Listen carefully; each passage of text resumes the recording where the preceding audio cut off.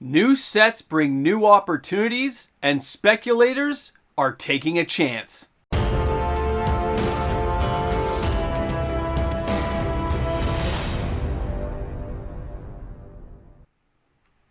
Speculators apparently are willing to take the risk.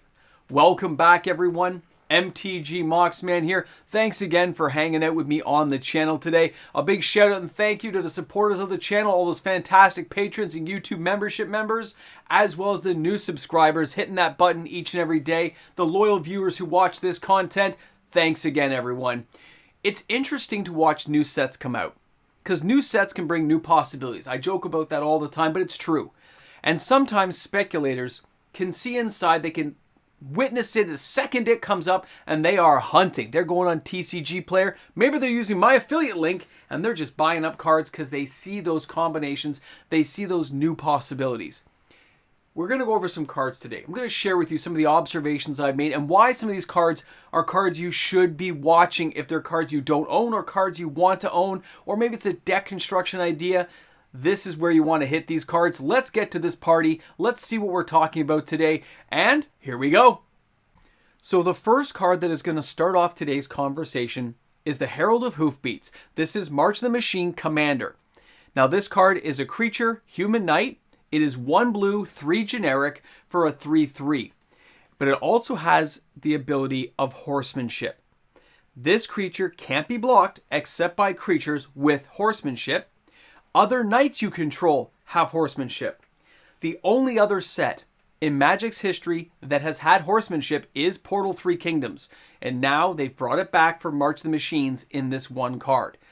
This will drive a lot of speculators out to start diving into the market and going after these cards. So if you're a person who is interested in building with Horsemanship, you need to take a breath, take a minute, and realize that some of these prices might be spiking right now.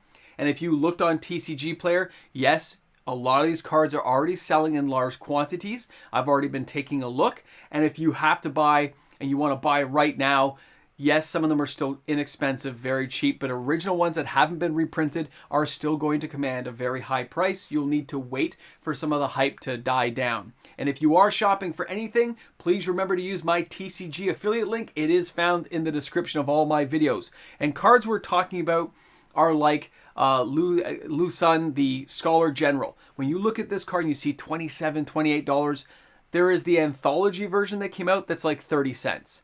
No, it's not an OG original, but you can wait for an original card to dip in price while diving in and still using the card to build things up. And that's what makes some of these cards so expensive and fascinating, because it's an old ability that people haven't seen for an extremely long time.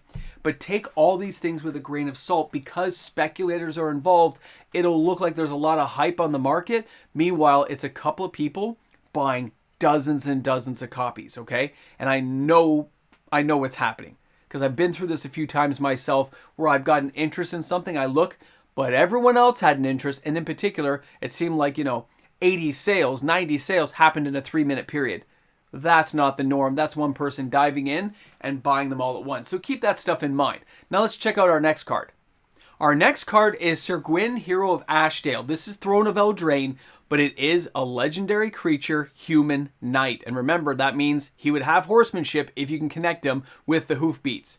And it says, whenever an equipped creature you control attacks, you draw a card and lose a life, which means in a commander game with a whole bunch of horses attacking, this becomes pretty amazing. And also, it would get Horsemanship, making it unblockable. And equipped creatures you control have equipped knight 0. Imagine your equipment just being able to equip to a knight for free. Think about the amazing cards and pieces of equipment. Remember those cards like Embercleave from Throne of Eldraine, those crazy cards you see in Arena? That's what we're talking about. A knight deck or a horsemanship deck is going to have combinations of cards like these.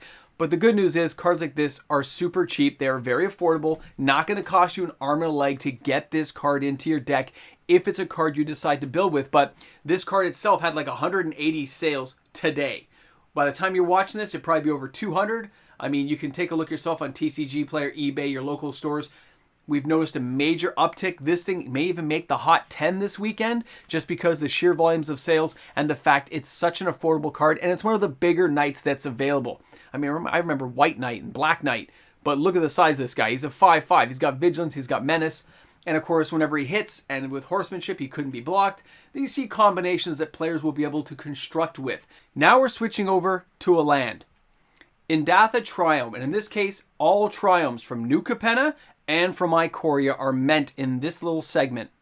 When we take a look at the Indatha Triome, it comes into play tapped. Of course, that really doesn't mean anything when you are fetching these. When you use a fetch land to get the Triome you need, which means your mana fixing ability using Triomes is massive when used correctly. The idea that you can fetch them is the number one, saving grace of this mana type. The fact that the Triomes have been gaining in value, which means the price of them is going up, is starting to lead to an increase in sales of these type of lands, okay? Fetch lands have been decreasing. Wizards of the Coast has overprinted them. They're readily available. I mean, the Indatha here is basically the same price as an Arid Mesa. And later on, the fact you can cycle these out and draw a card, hopefully top draw the desperate cards you might need in a game situation, means these things are truly unique and playable on multiple levels inside your deck. The value of these will of course go down when Wizards reprints them. The question is, when will they do it? Because right now, with Streets of New Capenna getting ready to cycle out, the fact it's been on sale and being dumped and the stocks are being cleared out means any of these Triomes you find inside Streets of New Capenna, the ones that are like $7-8 right now, probably shouldn't be that cheap. They probably should be more expensive, and it's just not being recognized yet. So you might want to take the time to at least get a play set of 4 before speculators realize this and start buying them up a little bit en masse. It isn't happening yet because players are fearful they'll get reprinted right away. But I think we have a bit of a time lag gap before these come along. I think the next set will be another pair of the fetch lands coming up, probably in Commander Legends, but I look at this and I say the value is still there for now, especially if you want to get them cheap and get a couple of the New Capenna ones before the values spike. They're just too good when you mix them in with your fetch lands. The last card I want to share with you today is Mirror Maid, and that is from Throne of Eldraine. It is 2 blue, 1 generic enchantment. You may have Mirror Maid enter the battlefield as a copy of any artifact or enchantment on the battlefield. Now think of the battle cards that are out there, and you start to realize there are a lot of options for cards like this to do a lot of damage. It can start copying things after they flipped over from the battle power, right? Like the one, was it Invasion of Ravnica?